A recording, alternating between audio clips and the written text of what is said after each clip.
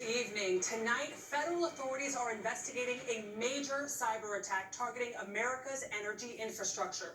Georgia-based Colonial Pipeline says it was hit by ransomware. The company responded by shutting its entire system down to protect it. Its pipelines run more than 5,000 miles from the Gulf Coast to New Jersey. The company transports 45% of the fuel consumed on the East Coast.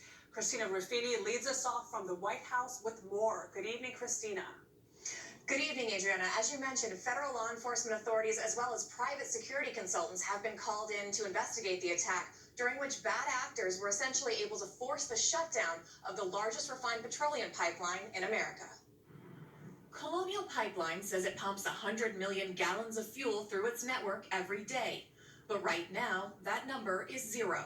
The company shut down its pipeline Friday after a cyber attack compromised its IT system. We have since determined that this incident involves ransomware, it said in a statement. In response, we proactively took certain systems offline to contain the threat. Colonial did not say and may not yet know who instigated the attack. Ransomware is an extortion tactic by which criminals infiltrate computer systems, steal data, and demand money for its release. Industrial cybersecurity expert Rob Lee.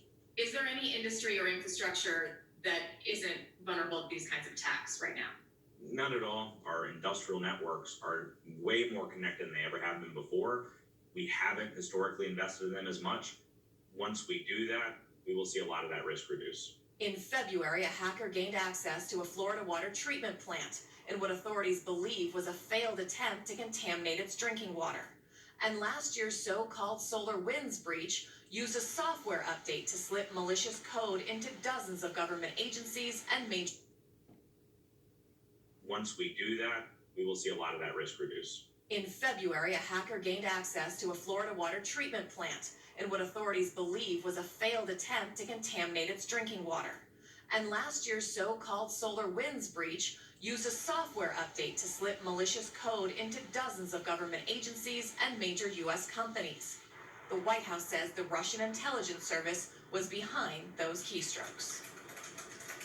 The White House says President Biden was briefed about the incident this morning, and the federal government is working with the industry to try to avoid shortages. Adriana, those pipelines carry everything from jet fuel to home heating oil. Christina, is there any money for cybersecurity in the president's infrastructure bill? There's not, and that's actually one of the criticisms. Industry experts and lawmakers have said there really needs to be investment in cybersecurity exactly to try to prevent attacks like we saw today. All right, Christina Ruffini, thank you.